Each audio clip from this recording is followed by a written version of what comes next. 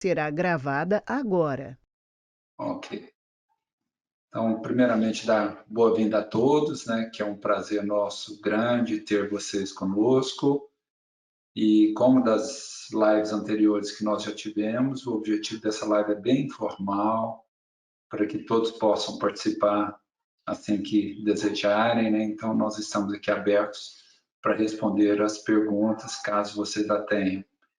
Então, o tópico da live de hoje, principalmente, é o pós-operatório. Seria a suplementação, as atividades, os exames, o acompanhamento pós-operatório, né? Que eu acho que é a maioria dos nossos pacientes hoje presentes na live. Então, nós hoje estamos aqui coordenando, eu, o Gerson, a doutora Priscila Segato, uma das nossas endocrinologistas, e a doutora Luciana Beatriz Tobias, a nossa nutricionista. Eu quero que todos fiquem à vontade, né, que todos se sintam muito bem-vindos. E nós vamos iniciar, eu só vou colocar um resuminho para que vocês todos possam entender e dar sequência sobre o que é, né, as técnicas da cirurgia bariátrica, né? Então, hoje, o Conselho Federal de Medicina e o Ministério da Saúde no Brasil nos autoriza a realizar 5 técnicas, mas 2 delas, que são as que são mais realizadas por nós e pelo Brasil inteiro, que são o sleeve, que é a gastrectomia vertical, ou o bypass, que é a cirurgia que a maioria de vocês foi submetida, né? E o objetivo dessa informação é mais para trazer também como que pode ser diferente o acompanhamento e a suplementação e as atividades relacionadas à técnica sleeve ou à técnica do bypass. Então, basicamente, o sleeve consiste numa ressecção parcial do estômago, né? Então, nós tiramos mais ou menos uns 4/5 do estômago, né? E não fazemos nenhuma alteração a nível do trato intestinal. Então, o intestino delgado, o intestino grosso permanecem íntegros. Então, caso o paciente tenha uma alimentação mais saudável, esse alimento, essa nutrição vai passar por todo o seu trato digestório. Sendo assim, ele terá uma absorção nutricional muito boa. Já a cirurgia do bypass, nós reduzimos o estômago um pouco mais, né? Ele fica mais ou menos 1/10 do seu tamanho original e fazemos um pequeno desvio intestinal. Então, esse pequeno desvio intestinal deixa uma parte do intestino delgado, principalmente o duodeno, uma parte do jejum, fora desse trânsito alimentar. E isto traz algumas consequências absortivas. Então, parte dos nutrientes que nós ingerimos, parte dos alimentos que nós ingerimos, mesmo que seja muito rico em determinado nutriente, ele não será tão bem absorvido. E, por essa razão, se faz necessária a suplementação vitamínica. Então, baseado principalmente nessas premissas, eu quero perguntar para a doutora Luciana Tobias, né, como que ela sugere, como que ela orienta, principalmente essa suplementação vitamínica, tanto no sleeve, no bypass, se é uma coisa única para todos, se existem diferenças para o paciente 1 e o paciente 2, tá? Então, Luciana, sinta-se à vontade, muito bem-vinda. Tá. Bom, boa noite a todos, né? Pegando aí o que o Gerson falou, né? É o seguinte, no caso do sleeve, a gente pede para todos os pacientes estarem fazendo uso, né, de um polivitamínico no primeiro ano de pós-operatório, até em decorrência, no caso, o volume de ingestão é muito pequeno, e ele vai atingir essa capacidade gástrica máxima em volta de 10 meses a 1 ano de cirurgia. E após esse período de 1 ano, se ele mantiver uma boa alimentação, rica em proteína, rica em cálcio, em vitaminas e minerais, ele consegue depois sozinho suprir suas necessidades, ou a maior parte delas, né, somente com a alimentação.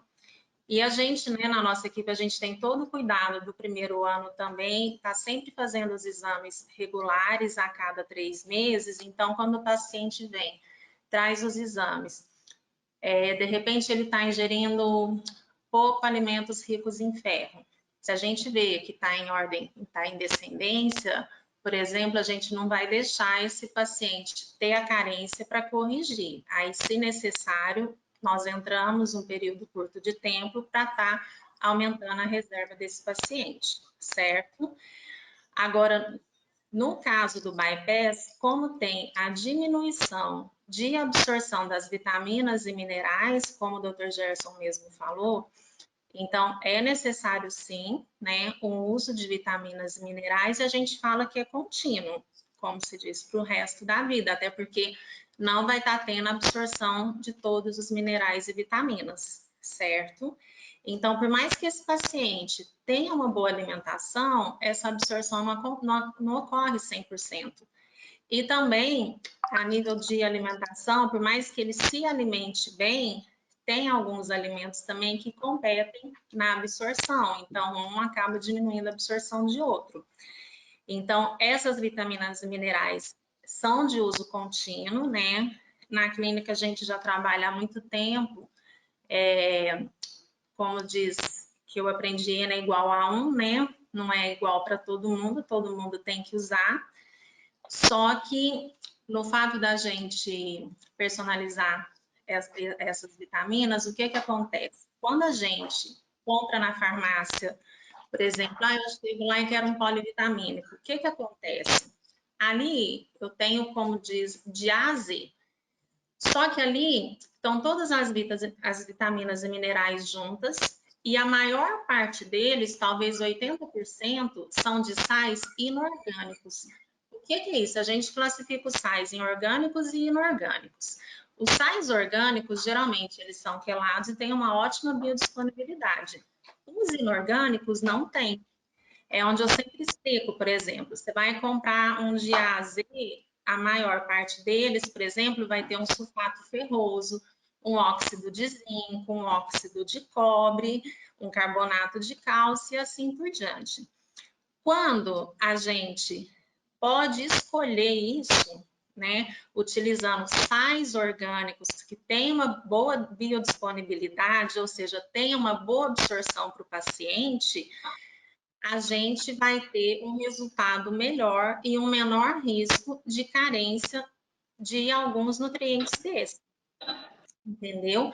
E também, com a bariátrica e a diminuição de absorção, acaba que a recomendação fica mais elevada do que uma RDA, que é a recomendação diária, né, para um adulto saudável. Eu gosto sempre de dar o exemplo, por exemplo, vitamina B12, que para um adulto, a média de ingestão diária teria que ser em torno de 2,4 microgramas. Em se tratando de um bypass, como tem essa diminuição, se um paciente tiver uma boa absorção, ele vai ingerir no mínimo umas 300 microgramas dia, tendo a média de 400 a 600 microgramas dia para esse paciente.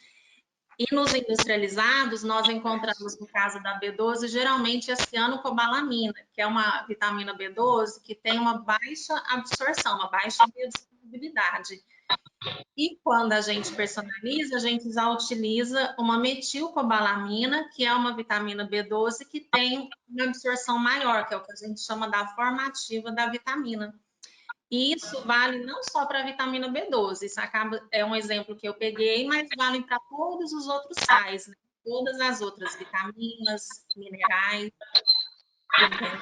Por isso que às vezes você fala, eu fui comprar sulfato ferroso. A gente fala, não é o sulfato ferroso, você deve usar um outro tipo de ferro, porque o sulfato tem uma baixa absorção. Então, não é, Priscila? Acho que você pode completar aí também um pouquinho, não sei se você concorda. Boa noite a todos. É um prazer, né, estar aqui nessa live com todos. Eu acho que parece que tem algum som de fora. Só queria pedir para todo mundo checar se o microfone está desligado, porque parece que está tendo alguma interferência, não está? Acho que do Magno, Eu acho, não é? não sei. Pode desligar? Eu acho assim, seria interessante, se fosse possível, né, que desligassem os microfones e abrissem no momento da pergunta. Está todo mundo Se fosse livre para abrir. Isso. Então, quero E perguntar. lembrando que se quiser perguntar pelo chat também, né? Se não quiser falar no microfone, né? Pode ficar à vontade também. Mas pode abrir e perguntar caso queiram, tá? Só a gente deixar fechado para evitar esse som de fora. Isso. Eu acho que a Luciana deu uma boa geral, né, nessa questão da suplementação, da importância de você ter uma equipe que é especializada nisso, né? Porque com certeza, assim, esse aprofundamento, essa suplementação mais específica, utilizando os sais que vão ser melhor para os pacientes, que eles vão ter uma melhor absorção, isso depende muito da equipe multiprofissional que está te acompanhando. Então, eu acho que é por isso que é tão bom, né, a gente ter uma clínica que é especializada nisso, porque aí a gente consegue trazer para o nosso paciente o que tem de melhor, o que tem de melhor na suplementação, nos acompanhamentos pós-operatórios, e o que a Luciana falou tá certinho, né? Às vezes a gente acha que um polivitamínico são todos iguais, que vai ser suficiente, mas às vezes o que o nosso paciente bariátrico precisa é uma coisa bem mais específica e mais individualizada. O que a gente vê também é que mesmo às vezes a gente fazendo essas suplementações específicas, às vezes é necessário fazer alguma reposição a mais. Então, queria frisar também a importância do acompanhamento, né? Igual ela falou, de ir a cada 3 meses no primeiro ano para poder fazer os exames. Porque às vezes, mesmo a gente fazendo a suplementação, algumas vitaminas precisam de um pouquinho a mais. Acho que principalmente ali, né, Lu, a vitamina B12, a vitamina D, o ferro, o zinco, são algumas dos suplementos, né, dos sais, das vitaminas que a gente sempre fica de olho e que podem ser necessários de uma suplementação além desse polivitamínico geral que o paciente vai tomar. Então, acho que é super importante pensar nisso, né? Tem que tomar certinho e tem também que fazer os exames com 3, com 6, com 9, com 12 meses depois da cirurgia, depois conforme a necessidade. Isso mesmo. Só complementando, né, Lu, que eu acho que talvez você até vai dizer isso, assim, que não é um impeditivo, né, que o paciente use um polivitamínico comercial. Sim. Mas que nós temos observado, que as publicações mostram também, né, que o uso do polivitamínico comercial, ele, igual a doutora Priscila falou, assim, que ele traz mais deficiências ao longo do tempo do que o polivitamínico individualizado. Isso não existe dúvida, né? Então, o polivitamínico do Gerson é diferente do polivitamínico da Priscila, que é diferente do polivitamínico da Luciana. Então, cada indivíduo é único, né? E a sua absorção nutricional é diferente, seu hábito alimentar pode ser diferente, isso traz diferenças, correto? Com certeza, e isso que você falou do polivitamínico comercial, eu acho que uma grande, não sei, eu percebo isso no dia a dia, às vezes dificuldade do paciente, é porque às vezes ele chega, que é o que você falou, cada um é único, né? Ele chega, eu estou usando X polivitamínico porque a fulana está usando e não tem nada, né? Mas de repente essa pessoa, vamos supor, é uma mulher, ela está com fluxo menstrual mais intenso e tudo. Então, só esse polivitamínico, mesmo sendo comercial, a gente pôs um ali que vai atender ela num momento, de repente no outro, ela estando menstruada com um fluxo maior, a gente já, aquele só polivitamínico não vai suprir, a gente vai ter que entrar igual você falou, por exemplo, com ferro, né? Às vezes em dose dobrada, triplicada. Hoje mesmo, uma paciente do Dr. José Renan, né, doutor Zé, não achou uma medicação que era endovenosa, igual a Priscila estava falando, às vezes é necessário. E aí nós tivemos que pegar um ferro para essa paciente, uma dose assim, dose máxima permitida por via oral, pelo fato de realmente estar em falta na cidade. Então eu falo, cada momento ele é único realmente. Né? Então, muitas das vezes, não é só um comprimido. Então, por exemplo, ele comprou o polivitamínico X comercial, igual você disse, que é bom para ele. Mas daí ele tem que usar uma vitamina D separada, né? Ele tem que comprar um cálcio que vai estar adequado para ele, vai também estar usando ferro, o zinco, porque o zinco, por exemplo, ele é um mineral que a gente perde em torno de 30% por dia, sabe? De zinco excretado na urina, pelo rim, e no homem, até na ejaculação, ele perde muito zinco. Entendeu? Então, às vezes, por mais que o paciente esteja ingerindo ou até suplementando, igual você falou, às vezes eu uso um polivitamínico X, mas aí, por exemplo, o doutor Jéssica, a doutora Priscila, ou eu foi lá e passou mais o zinco. Aí eu não vou tirar aquele polivitamínico, eu vou usar ele mais o zinco que vocês, por exemplo, suplementaram. Outra coisa também que acho que a gente, né, às vezes é bom a gente frisar é para o paciente estar atento aos sinais e aos sintomas, né? Porque, assim, muitas vezes o pessoal pensa, o paciente de cirurgia bariátrica vai sentir fraqueza, vai ficar com a unha fraca, com o cabelo fraco, com a pele feia. E não, né? Essa não é a intenção da cirurgia bariátrica, né? A cirurgia bariátrica foi feita para o paciente ficar bem, ficar mais saudável, melhorar a imunidade, né? Tem muito essa questão também agora, né? De pensar, não, vai piorar a imunidade. Então, assim, se o paciente operou e tá com uma queda de cabelo muito grande, está com uma unha muito quebradiça, está com muita indisposição, com fraqueza, não está conseguindo fazer uma academia, tem que pensar, não, pode ser que tenha alguma coisa errada, pode ser que eu esteja com alguma deficiência, com alguma anemia, e procurar a gente, né? Pode ser eu, o cirurgião, a Luciana, quem for, para a gente investigar o que está acontecendo, né? Porque eu acho que a Priscila falou algo importante, porque eu penso assim, que a gente faz exames realmente de acordo com a queixa do paciente, mas nem tudo é exame também, né, Priscila? Porque às vezes o paciente esteve ali com a gente há 1 mês, há 2 meses e está tendo algum sintoma, né? E ele acha que ele tem que repetir aquele exame, porque o exame vai mostrar.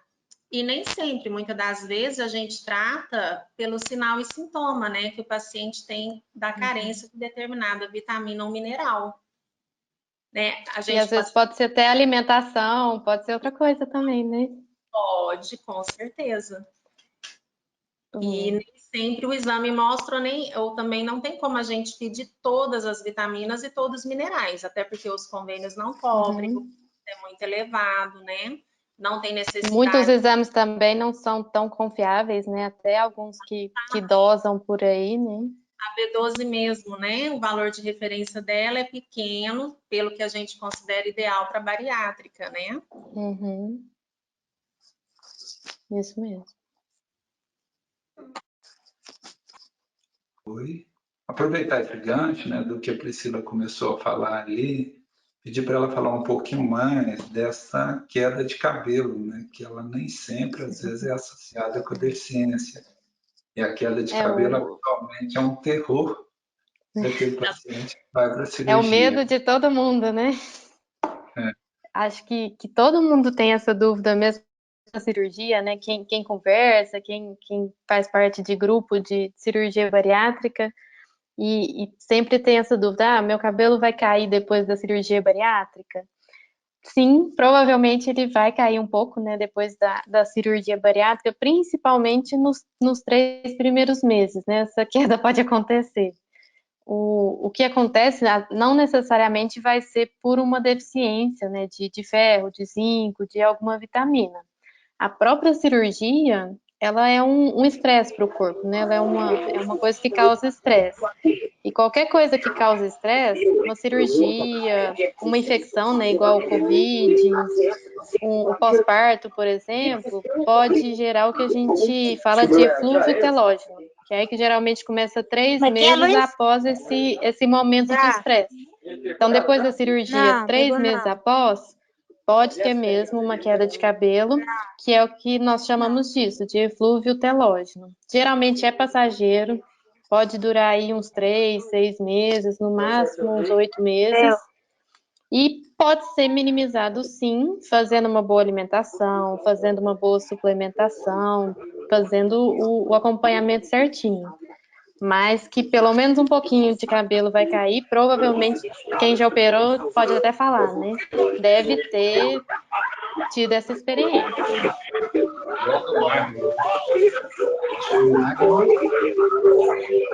Tem algum telefone ligado? O microfone. Gerson, Sim, posso fazer uma pergunta? sim, é lógico. Seja bem-vindo. Eu vou fazer uma pergunta que vai para a Priscila e para a Luciana. Perfeito. Como evitar a deficiência de zinco? Pode falar, Lu. Quero? Posso falar? Bom, Sim. o zinco, doutor Zé Renan, na verdade, a gente, no pré-operatório já, né, Priscila, a gente pede os exames, entendeu? Então, se o paciente está ali com os exames e esse zinco não está, por exemplo, no limite ideal, se ele estiver muito baixo ou próximo do limite inferior, a gente acaba suplementando com polivitamínico para poder fazer com que esse paciente opere com uma reserva maior.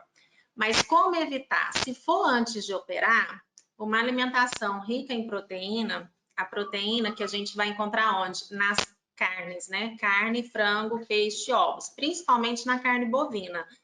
Então, a carne, cereais integrais, aveia, isso tudo são alimentos fontes de zinco, tá? Sementes também. As castanhas também, né? Sementes.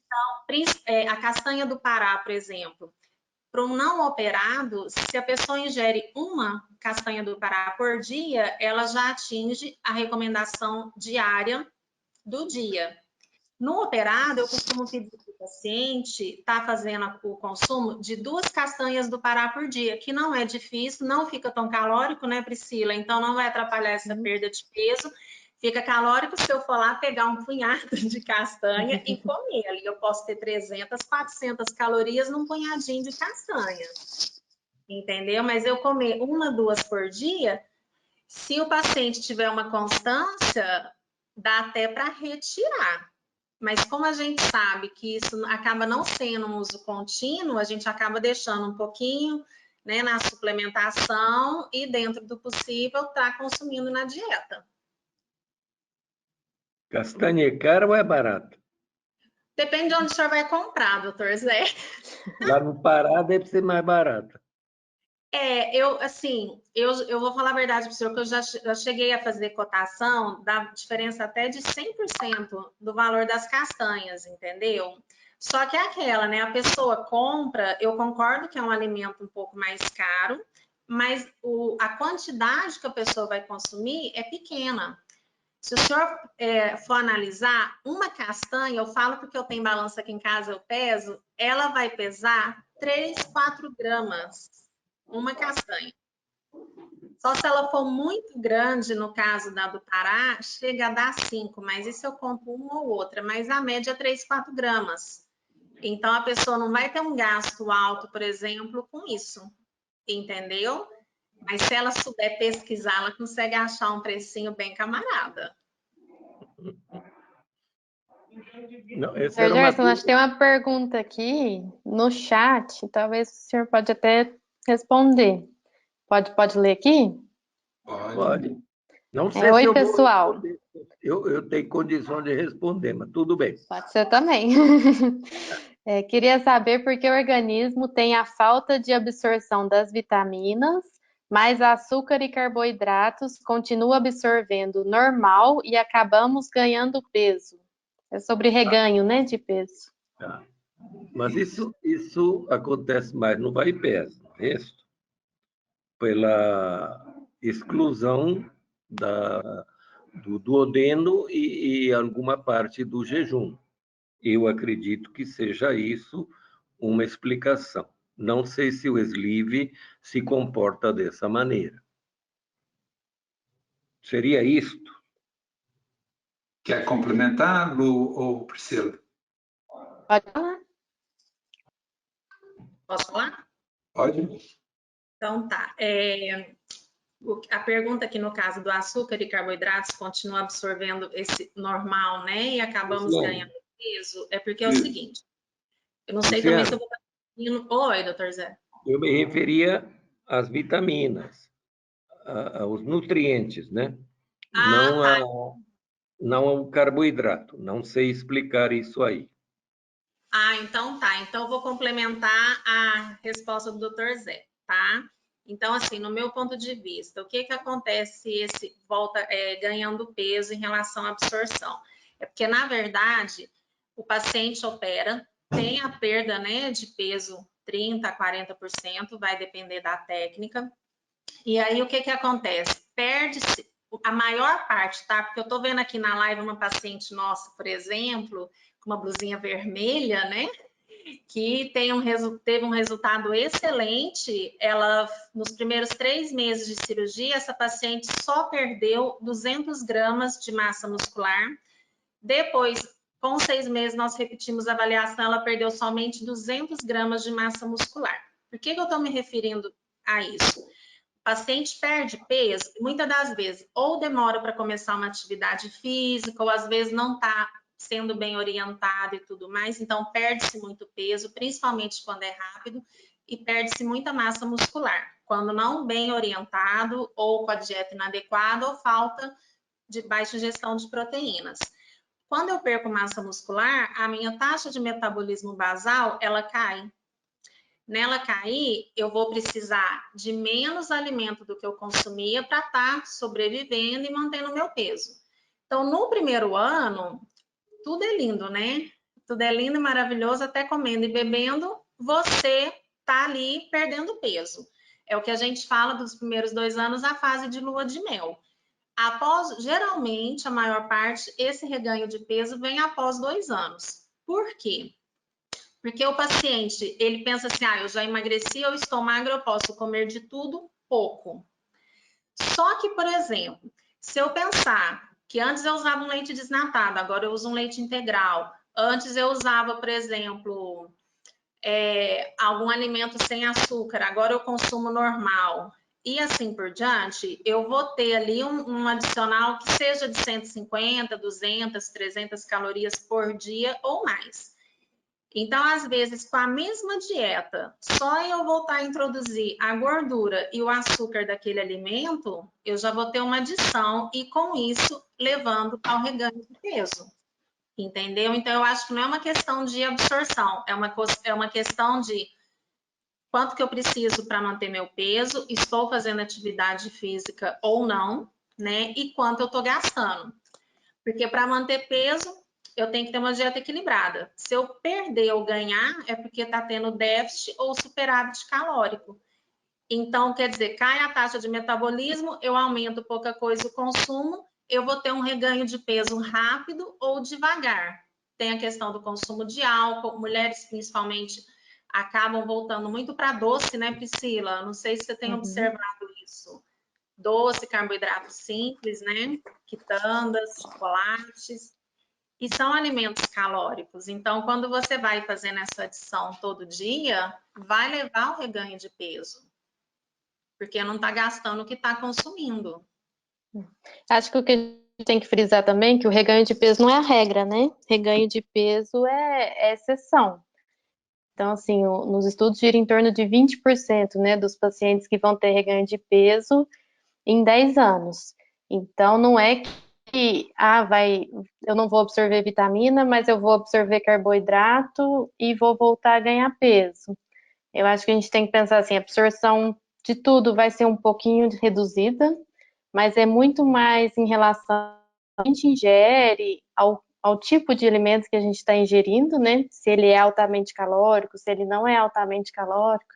É muito mais em relação aos hábitos alimentares, a atividade física que a Luciana falou e a outros fatores, do que a cirurgia em si, a anatomia. Porque o que a gente sabe é que a cirurgia ela vai continuar funcionando, ela não vai parar de funcionar, mas às vezes é muito mais pelo retorno de maus hábitos, né? Priscila, em relação à absorção de nutrientes, vitaminas, é a mesma coisa no bypass ou no sleeve? Oi? O Rafael tá querendo falar alguma coisa aqui. Não deixa. Priscila, você escutou Oi, minha pergunta? pode falar de novo. Acho que Escutou? a da absorção?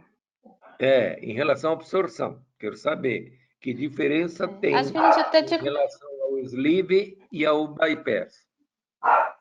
Na verdade, tem diferença sim, né? Geralmente o bypass ela é uma cirurgia desabsortiva, né? Então ela leva a má absorção, porque boa parte da absorção dos nutrientes é realizada ali na parte inicial do duodeno, que vai estar desviada na cirurgia do bypass.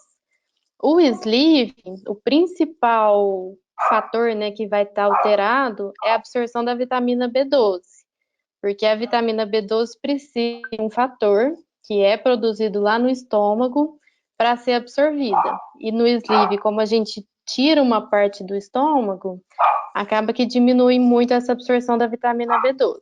Então, no sleeve, a gente pensa mais na vitamina B12. Agora, o ferro, acho que zinco, né, os demais nutrientes, aí a nossa preocupação é mais com o bypass, porque ele desvia ali aquela parte inicial do intestino, que tem um papel importante na absorção dos nutrientes. Deu para entender? Obrigado. Entendeu, né? Desculpe, tem um Rafael cachorrinho. quer falar aqui. Meninas, só tem só pedir para o Girlei e Luiz, às vezes o microfone dele está aberto, o microfone, e se fechar, às vezes pode ser que a interferência esteja vindo dali. Pode ser. Nós temos aqui uma dúvida que era nossa também, e já também no chat. Pedir para a Luciana falar um pouquinho na gestação, que nós temos muitas candidatas à gravidez aí, né? E quando vem o pós-operatório de bariátrica com gestação, isso muda um pouco nesse acompanhamento pré-natal, muda na suplementação. O que você nos diz, Lu? Bom, muda sim, né? A gestação a gente acaba falando que ela é dividida em trimestres, né? Então, primeiro, segundo e terceiro. Cada trimestre vai ter vitaminas e minerais que tem uma recomendação onde a necessidade aumenta, né? Então, assim, se o paciente tiver uma gravidez planejada, hoje em dia, né, Priscila, a gente trabalha muito a gente usa o termo programação metabólica, né? Tem sido muito falado ultimamente, muito usado. O que é isso? É a mulher que quer engravidar, seja bariátrica ou não, e aí ela começa a mudar esses hábitos, mudar o tipo de alimentação, a gente já muda algumas coisas na suplementação também.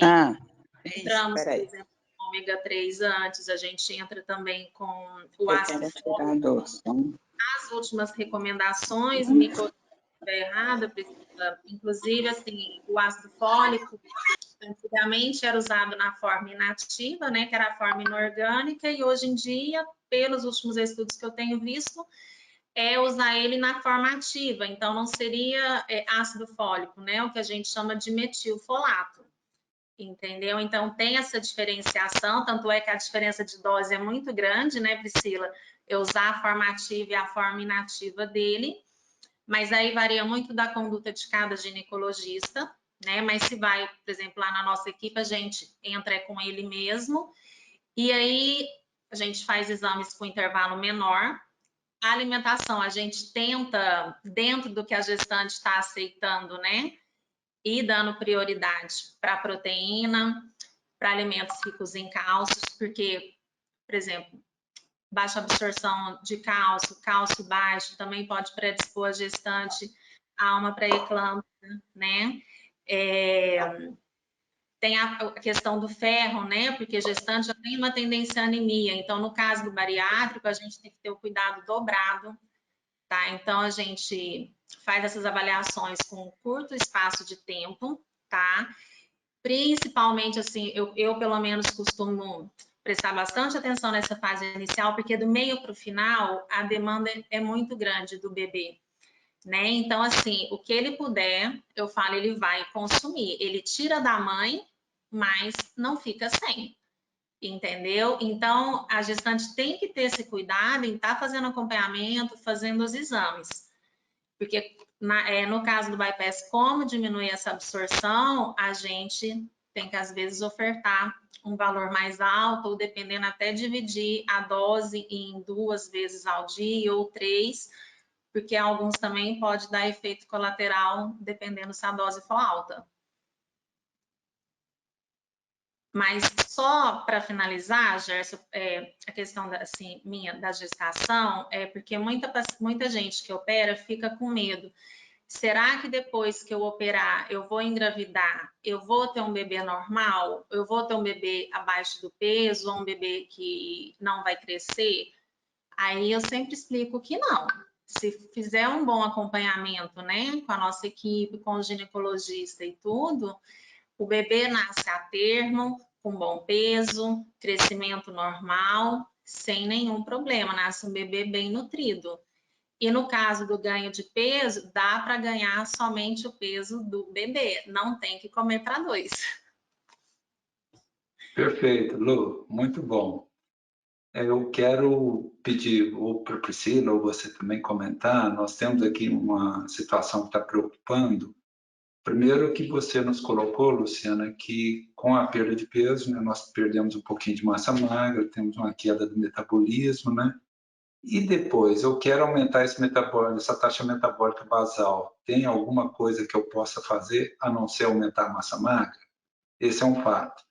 E pegando o gancho nessa situação, para esses pacientes já com longo tempo de cirurgia bariátrica, que tivemos esse quase 2 anos aí de pandemia, né, 1 ano e meio de pandemia, e tivemos aí reganho de peso importante, né?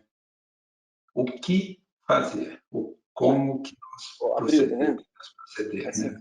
Essa aperta a pergunta, entendeu? Pode falar um pouquinho, Lu? Pode, por favor. Acho que primeiro falando de metabolismo, né? O que interfere no metabolismo? Idade. Então, o paciente, quanto mais velho, né, mais idoso, mais reduzido é o metabolismo. O sexo interfere, né? Homens têm um metabolismo bem mais alto do que mulheres. Então, isso são coisas que não são modificáveis, né? Existem algumas doenças, às vezes, que podem reduzir um pouco o metabolismo. Acho que a mais falada de todas, né? A mais comum é da tireoide, né? O hipotireoidismo. Então, é uma coisa que se o paciente, né, tiver com alguma queixa, tiver com reganho, é sempre bom a gente avaliar também. E realmente, assim, se falar em termos de posso tomar um termogênico, alguma coisa assim, geralmente vão ter aumentos muito pequenos na taxa metabólica. 200 calorias, 300 calorias, que é praticamente um bife, né, Lu?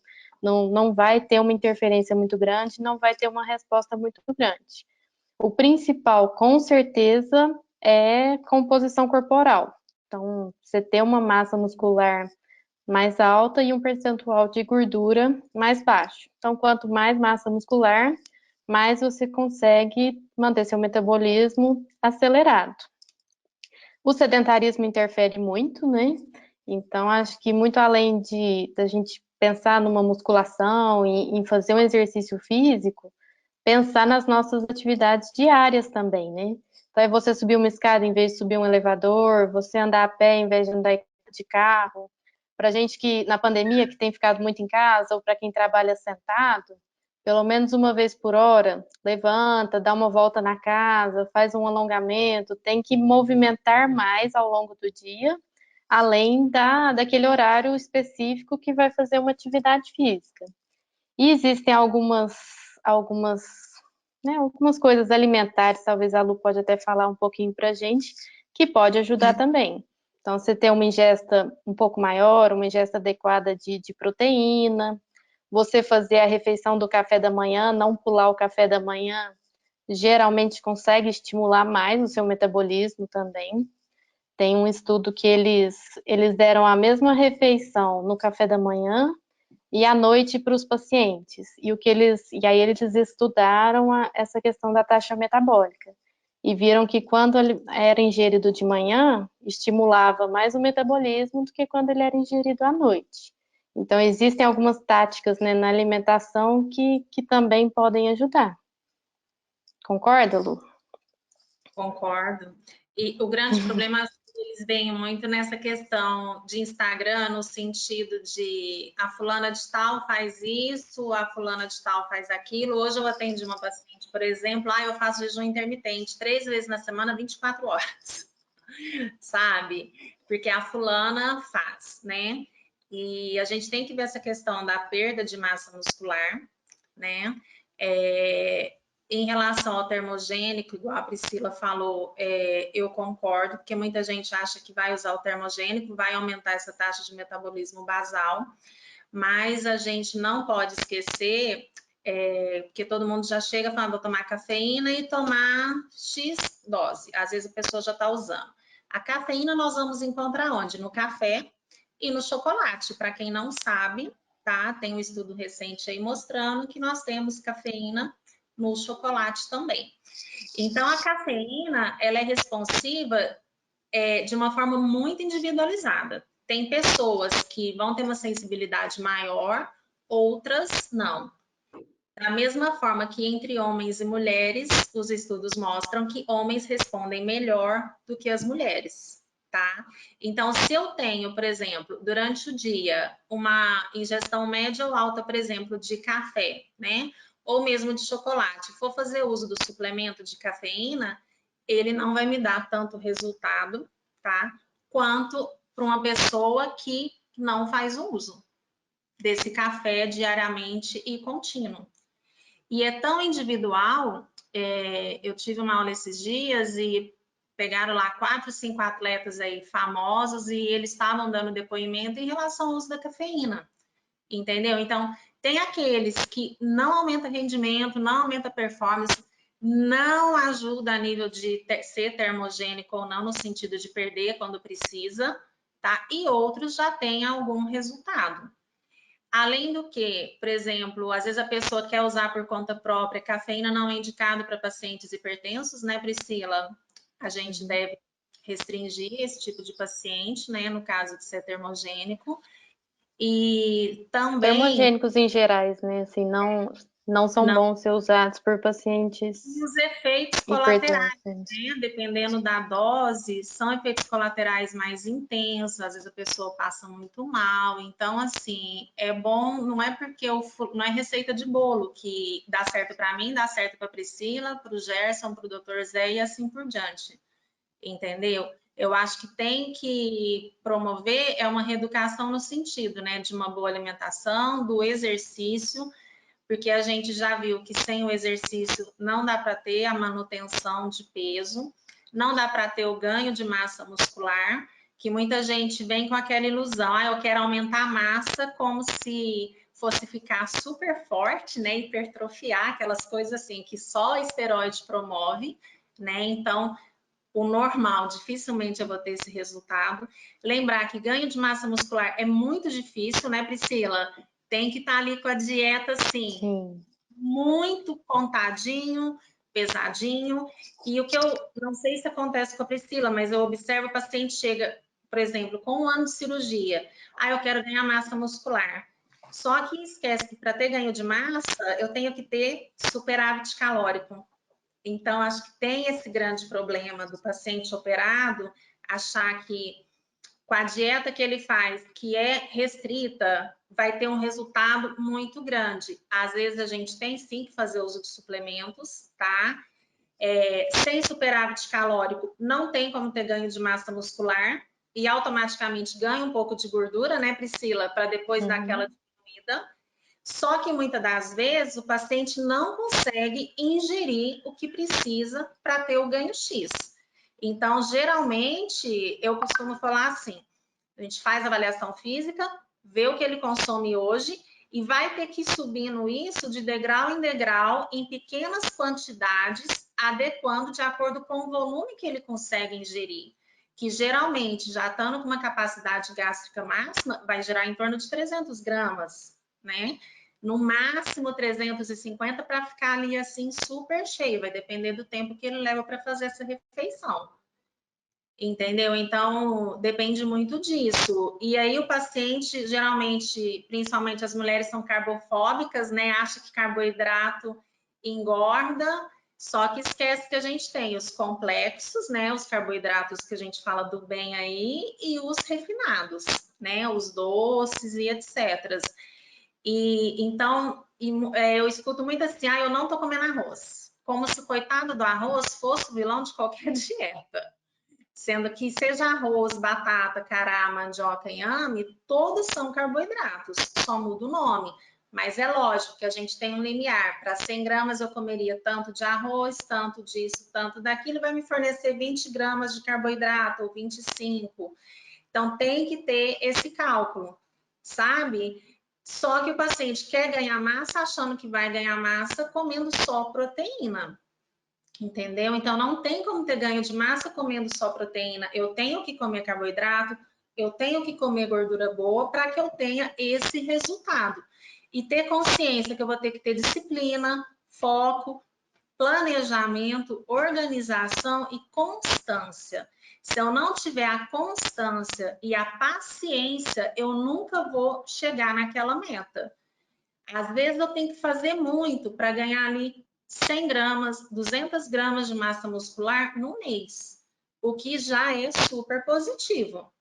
Mas lembrar que esse ganho é a longo prazo, entendeu? Às vezes vai 1 ano ou mais, dependendo de quanto eu quero ganhar. Principalmente levando em consideração o que a Priscila falou, né? Do fator idade, né? Se é homem, se é mulher, da taxa de metabolismo, tudo isso. Eu acho que é só pegar um gancho, né, Lu? O que nós costumamos dizer para os pacientes, aqueles que vão para a cirurgia, não vamos perder massa muscular, tentar perder o mínimo possível, porque ganhar não é fácil, né?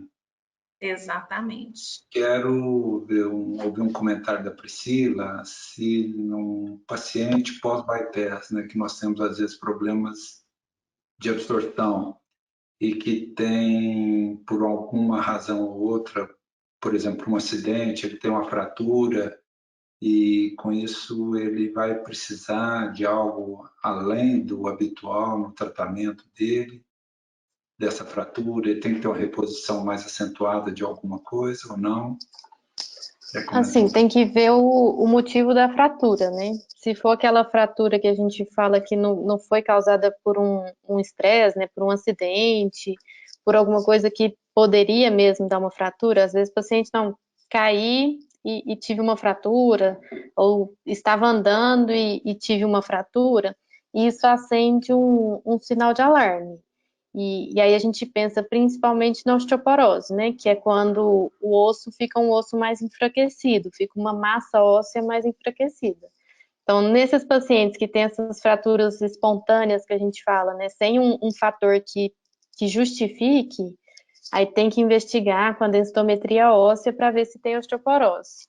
Todo paciente pós-bariátrica é bom sim ter uma boa suplementação de cálcio e de vitamina D, que são os dois fatores mais importantes para a preservação da massa óssea, além da atividade física de força. Quando a gente fala em musculação, a gente fala em músculo, mas a gente tem que falar em osso também, né? Então, não caminhada, exercício aeróbico não ajuda a manter massa óssea. O que ajuda a manter massa óssea é musculação.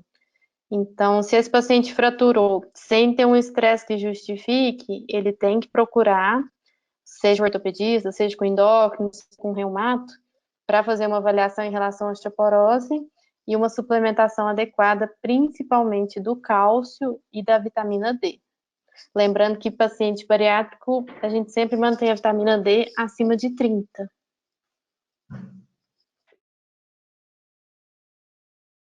Outra coisa, Priscila, talvez era um comentário para você também, importante na situação atual. Eu sei que todos nós estamos nos prevenindo, usando máscara, higienizando mãos, usando álcool gel quanto não é possível, mas pode acontecer, às vezes, uma contaminação pela Covid, né? Pelo coronavírus, num paciente pós-bariátrico. Isso muda alguma coisa no acompanhamento desse paciente por ele ter submetido a uma cirurgia bariátrica ou não? O paciente, assim, principalmente quando é um paciente já de mais tempo, né, que já fez a cirurgia há mais de um ano, que já está com peso estável, o paciente a gente considera que ele é mais saudável do que ele era antes da cirurgia bariátrica. Então, assim, obesidade é um dos principais riscos que a gente vê hoje nos pacientes que, principalmente jovens, né? Uma das causas que mais tem levado os jovens a ter uma COVID grave é a obesidade. Então, um paciente que fez uma cirurgia bariátrica, perdeu peso, está conseguindo manter um peso bom, alimentação boa, atividade física, suplementação, hoje a gente pode falar que ele tem uma imunidade melhor do que ele tinha antes da cirurgia bariátrica.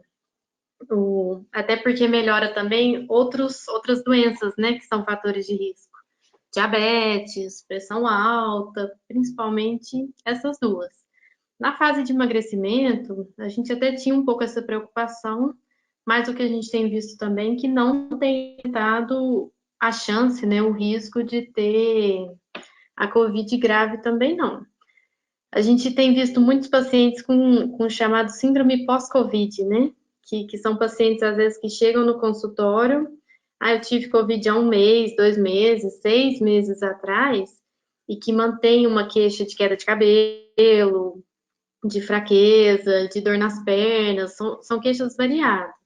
E muitas vezes, assim, é importante fazer uma investigação, ver como é que tá, né, as vitaminas, tireoide e tudo, mas tem muitos casos que a gente não vai achar nenhuma deficiência, nada específico, não. É realmente o estresse que o corpo passou que ele ainda está recuperando. E hoje a síndrome pós-Covid, ela está sendo muito discutida, né?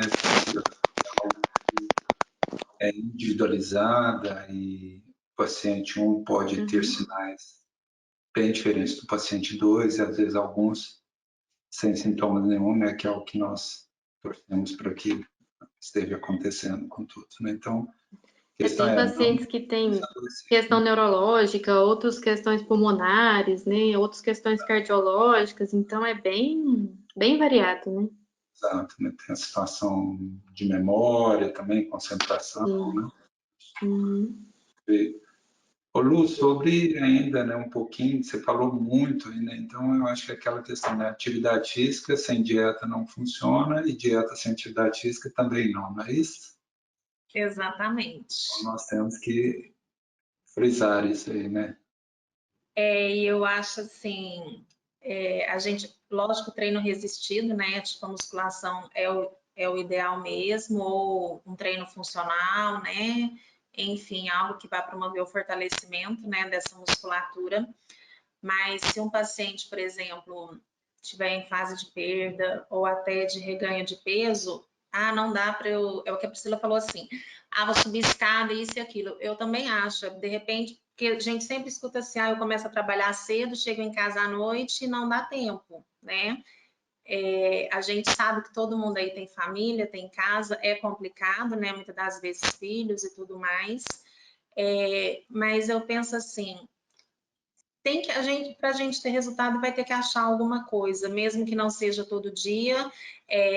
Eu sempre falo, uso sábado e domingo como um coringa, né? Porque sábado e domingo você não tem compromisso geralmente com horário, com trabalho, então você pode acordar tarde, você pode fazer suas coisas e você pode estar fazendo alguma atividade no final da tarde, à noite, sozinha, acompanhada da família, né? Com a pandemia, eu acho que muita gente está com medo de voltar para as academias, mas nós temos muita coisa assim que dá para fazer até online, ao vivo, né? A bicicleta mesmo, como a gente estava conversando antes, né? Que ajuda também a promover uma boa perda de gordura, né? E até manter ou até ganhar massa muscular, principalmente ali a nível de membros inferiores, né? E a gente tem os personagens também, né? Parceria aí que a gente teve na última live, né? Que eles também fazem o treinamento online e à distância com o paciente, se ele quiser. Então, ele pode estar treinando outros dias também. E como os estudos mesmo mostram, não é a quantidade que eu estou treinando, né? Mas é a eficiência, a eficácia daquele exercício. Na verdade, é a intensidade do exercício, né? Então, assim, para quem não está fazendo nada, se eu começo a fazer 2 vezes, 3 vezes, algum resultado eu vou ter, né? Antes fazer isso do que não fazer nenhuma modalidade, né? Acho que é importante também, né, Lu e Priscila, citar nessa questão da atividade física. Nós sabemos que nós estamos aí atravessando a pandemia, o número de casos novos em Uberlândia tem reduzido bastante, mas reduzido bastante em relação ao que foi 1 mês, 2 meses atrás, mas ainda é um número muito Tá alto. muito não, né? Nós estamos aí com média de 150, 160 casos novos dia, né? Então isso ainda é muita coisa. Mas, então, nós temos que ter os cuidados, mas nós não podemos usar isso como artifício de não fazer nada, né? Assim, temos que reinventar, temos que criar soluções, porque isso ainda pode perdurar por muito tempo, né? Até que haja essa vacinação completa no Brasil, até que nós não sabemos também qual vai ser o resultado. Então, não podemos ficar parados, né? Vamos nos mexer, né? Vamos fazer isso aí. Com certeza. E inclusive, também já tem alguns estudos, né? É um protetor também para Covid grave, né? Então, não é nem só porque, não, atividade física, a gente acha que tem que encarar quase como uma medicação, né? Ele tem que ter horário, tem que ter frequência, e não dá para esperar à vontade, né? Nós temos que fazer mesmo e virar um hábito igual tomar banho, igual escovar os dentes, porque os benefícios são inúmeros, né? Seja para manter peso, seja para diabetes, para gordura no fígado, para pressão, para imunidade, para tudo. Até para a questão que a gente tem visto muito, né? Que é o grande problema da pandemia, a questão da saúde mental, né? E faz um bem danado, e para a questão até de alívio de estresse também, né? Do dia a dia, do trabalho. Sono, né? Sono, então nem se fale, né? Ajuda bastante. Uhum. Só outro detalhe, antes de nós encerrarmos, é só comentar, né, que uma das preocupações grandes aí, que nós já falamos um pouco, né, desse reganho de peso. O reganho de peso, ele normalmente, às vezes, é multifatorial, então, é importante que o paciente procure ajuda antes que esse reganho fique um pouco além do reversível, né? E aí a equipe está pronta para atender a todos, né, que precisem, né? Que, como eu disse, é multifatorial. Então, problemas na cirurgia raramente acontecem, né? Então, às vezes, a ampliação do apetite, a possibilidade de comer mais, a fome maior, né? Isso tem algumas alterações hormonais que podem trazer a isso, mas todos os casos são individuais, né? Então, é importante que o paciente procure ajuda antes que esse ganho fique grande, né? Eu quero deixar aberto aqui, né? Estamos deixando aberto, se o Rafael quer comentar alguma coisa, o Dr. Zé Renan também, ou qualquer outro membro aí, qualquer outro participante, qualquer outro paciente queira fazer algum comentário antes que nós encerremos nossa live. Boa noite a todos. Só falar, assim, para título de curiosidade, teve um trabalho que saiu recentemente que foi visto que a cirurgia bariátrica reduziu muito o risco de mortalidade, em torno de 48%. Então, o que a gente vê? Que a cirurgia ela é um fator protetor importantíssimo, assim, porque coloca o paciente em outro patamar de saúde, certo? Aqui, ó, só para ler, porque eu não lembro tudo de cabeça, mas também a cirurgia conseguiu diminuir 48% do risco de mortalidade em Covid, 113% o risco de internação. Então, assim, a cirurgia foi mais protetora para internação do que a vacina em si. Diminuiu 74% o risco de internação em UTI e 64% o risco de intubação. Então, assim, melhora demais a questão da saúde do paciente. Então, acho que é bem importante. Por isso que a gente também manteve a cirurgia mesmo em momentos mais difíceis, assim.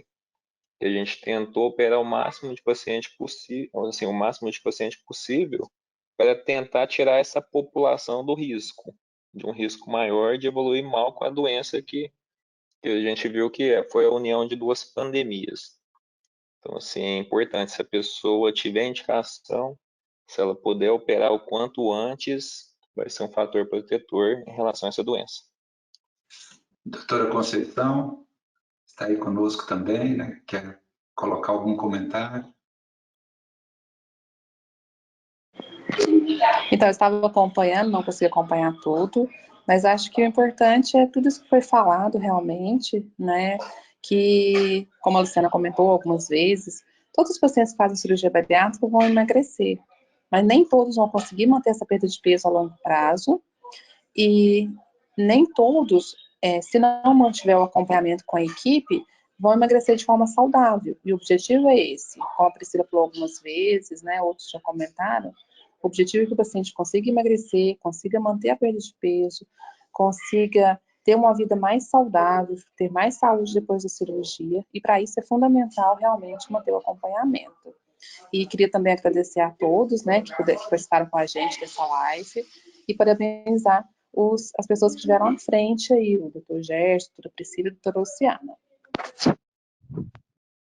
Eu queria também, assim, só para encerrar, acho que reforçar a importância do acompanhamento mesmo, né? Então, assim, a gente está vendo, acho que aqui nos comentários, pacientes que operaram há 10 anos, há 5 anos, há muito tempo, mesmo que você tenha tido um reganho, que mesmo que não tenha sido pequeno, ou que tenha sido grande, volte para a clínica, né? Faça o acompanhamento. Pode ser comigo, pode ser com a Laura, pode ser com a Luciana, pode ser com um dos cirurgiões, não importa com quem for, mas não pare de fazer esse acompanhamento, né? Porque a gente pode tentar identificar, pode tentar ajudar, para tentar otimizar mesmo que o que a gente considera hoje em dia da obesidade é uma doença crônica, igual um diabetes, uma pressão alta. Então, com a cirurgia bariátrica, ela está controlada, mas ela não está curada. Então, não significa que vai ficar tudo 100% o resto da vida. Então, não pare, né? Não pare de fazer o acompanhamento, não pare de seguir as orientações e volta para a clínica se você tiver sumido, para a gente repetir seus exames, para a gente reavaliar a sua rotina, reavaliar a sua alimentação, a sua atividade física, seus fatores de risco, para que você tenha o melhor pós-operatório, né? Para que tenha uma vida saudável mesmo e fique bem. Só fazendo um adendo na fala da Priscila, eu ia falar a mesma coisa também, mas o que eu queria, vou só complementar com uma frase. Eu sempre falo assim, como a Priscila disse, não existe cura para essa obesidade, né? Por ser uma doença crônica, então a cirurgia, ela realmente é uma ferramenta, né? Então emagrecer todos vão, permanecer são para poucos, mas eu sempre falo o seguinte, como não tem a cura, não existe ex-obeso, né? Existe um obeso em recuperação. Então, se o paciente tiver esse pensamento, ele vai estar sempre procurando fazer o acompanhamento, né? Tá indo em toda a equipe, em algum dos profissionais, para que isso não aconteça, porque o problema da obesidade, ele vai existir até morrer. Entendeu? Porque não tem cura. Então, não é porque eu estou magro que eu sou magro, eu não sou mais obeso. Eu sou um obeso em recuperação. Eu acho que é isso que o paciente tem que pensar.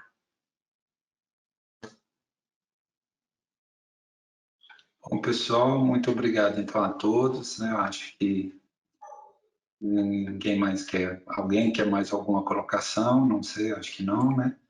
Vamos então encerrar como foi proposto, né? Nós estamos aí com 65 minutos de live, para que ela não fique cansativa, e nos encontramos na próxima, então, ok? Uma boa noite, um bom resto de semana para todos, e muito obrigado pela presença, tá? Obrigado, Thelminha, pela sua presença. Tchau, gente. Boa noite. Tchau, boa noite a todos. A todos.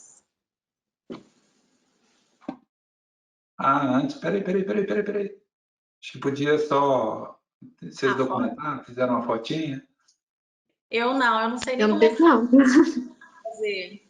Você faz aí, Conceição? Ou a Carol, que deve estar aberta ainda, né? Faz uma fotinha com o pessoal. tá? Eu estou no celular, acho que não vai ficar legal. Vamos pedir para outra O pessoa meu também não fazer. tá aparecendo todos, eu não sei por quê. Ou a Maíra está com a câmera Ah, o fechada. Rafael fez. Fez? Fez. Manda pra gente depois, Rafael. Tá bom. Obrigado, então, tá? Mais uma? Gente, tchau. Faz Tchau. uma aí. Então tá bom, Tchau. gente. Obrigado, boa noite, tá? Tchau. Tchau, boa noite.